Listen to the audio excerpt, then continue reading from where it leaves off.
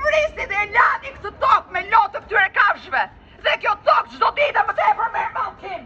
Lexoni, mësoni, dhe shikoni pse ne testohemi me këto kafshë.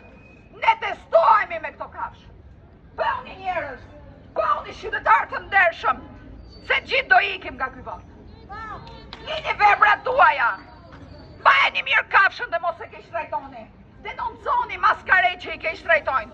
Edukoni fëmijët. Denonconi kafshën e egër që të merret nga bashkia, po, sepse duhet të ruajmë jetën e njerëzve. Por mos i dhunoni ato bashkat. Jemi të lodhur çdo ditë. Ka raste nga vullnetarët. Vin mesazhe çdo mëngjes. Jemi në punë, atë merren me kafshën. Atë merren me thirrjet për lekët, sepse s'ka fonde kur. Çfarë do bëjnë këto vullnetarë? Si do ta sillin këtë çështje? Apo do shikojnë përsëri fasadën e Ramës, Berishës, Lulbashës, Maskaretës? Por do rregullohet situata e kafshëve në Shqipëri. Skandaloz! Ju kur s'do hyni në Europë, deri ditën që ju s'të rregulloni natyrën dhe kafshët, sepse natyra është armja e fëmijëve tanë, sepse natyra tregon çfarë jemi dhe kush jemi.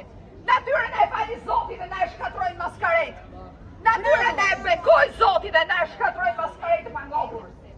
Ata kur s'do ngopen. Por ne duhet vazhdojmë luftën tonë. Dhe ne duhet patjetër të ndërtojmë peticionin. Ne duhet patjetër të jemi në parlament. Ne duhet patjetër të ndërtojmë qendrat në çdo bashki.